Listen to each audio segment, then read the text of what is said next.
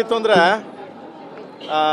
ಒಂದು ಕಡೆ ಒಂದ್ಸರಿ ಜೋಗಿ ರಿಲೀಸ್ಗೆ ಆಗಿರಲಿಲ್ಲ. ಇನ್ನು ರಸ್ತೆಯಲ್ಲಿ ರಾತ್ರಿ ಹೊತ್ತು ಸ್ವಲ್ಪ ಮ್ಯೂಸಿಕ್ ಬಗ್ಗೆ ಸ್ವಲ್ಪ ಇದಾಗೋಯ್ತು, ತುಂಬ ಬೇಜಾರಾಗೋಯ್ತು. ಒಂಟಿ ಜೀವ ಮಧ್ಯರಾತ್ರಿಲಿ 3 ಗಂಟೆ ರಾತ್ರಿಯಲ್ಲಿ ಅಳ್ತಾ ನಿಂತ್ಕೊಂಡ್ಬಿಟ್ಟೆ ಅಲ್ಲಿ.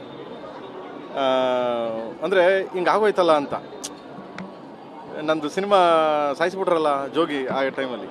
ಸೇಮ್ ನಿನ್ನೆ ಎಷ್ಟು ಗಂಟೆ 2:15 2:45 ಹತ್ತತ್ರ ನಿಯರ್ ಬೈ 3 o'clock 2:45 ಆ ರೇಂಜ್ಗೆ. ನೀವು ನಂಬಲ್ಲ, ನೀವು ಲಾಸ್ಟ್ ರೀಲು ನನ್ನ ಹ್ಯಾಂಡ್ ಓವರಲ್ಲಿದೆ. ಎಲ್ಲ ರೀಲ್ನು ಕಳಿಸಿದ್ದೀನಿ ಕ್ಯೂಬ್ಗೆ ಎಫ್ಗೆ. ಲಾಸ್ಟ್ ರೀಲು ಇವತ್ತು ಆಗಲ್ಲ ಅಂತಿದ್ದಾರೆ. ಅಂದರೆ ಕ್ಯೂಬ್ ಎಫ್ ಅವರು ನಾಳೆ ನಿಮಗೆ ಪಿಕ್ಚರ್ ರಿಲೀಸ್ ಆಗಲ್ಲ.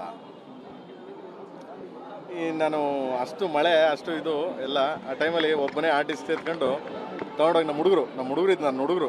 ಸೊ ತೊಗೊಂಡೋಗಿ ಆರ್ಟಿಸ್ಟಿಗೆ ಕೊಟ್ಟೆ.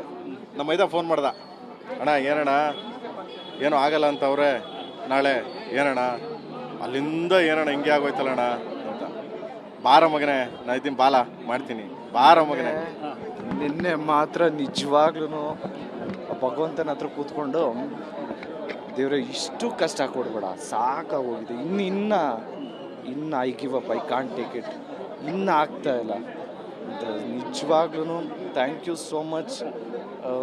ನಮ್ಮ ಸಮಸ್ತ ಕರ್ನಾಟಕದ ಜನತೆಗೆ ಥ್ಯಾಂಕ್ಸ್ ಹೇಳೋದಕ್ಕೆ ಇಷ್ಟಪಡ್ತೀನಿ. ಎಲ್ಲ ಆ್ಯಕ್ಟರ್ಸ್ ಫ್ಯಾನ್ಸ್ಗಳು ಇವತ್ತು ನೋಡಿದ್ವಿ, ಅವರೆಲ್ಲರಿಗೂ ಥ್ಯಾಂಕ್ಸ್ ಹೇಳೋದಕ್ಕೆ ಇಷ್ಟಪಡ್ತೀನಿ. Thank you so much. ಈ ಸಂದರ್ಭದಲ್ಲಿ ನಮ್ಮ ಟೆಕ್ನಿಷಿಯನ್ಸ್ ಎಲ್ಲರಿಗೂ ಥ್ಯಾಂಕ್ಸ್ ಹೇಳೋದಕ್ಕೆ ಇಷ್ಟಪಡ್ತೀನಿ. ಎಸ್ಪೆಷಲಿ ನಮ್ಮ ಸರ್ ಯಾಕೆ ಇಷ್ಟೊಂದು ವಿಘ್ನಗಳು ಅಂತ ಅಂದ್ರೆ ಏನು ಹೇಳ್ತೀರಿ? ಈ ದಿನ ಸಿನಿಮಾಗಳು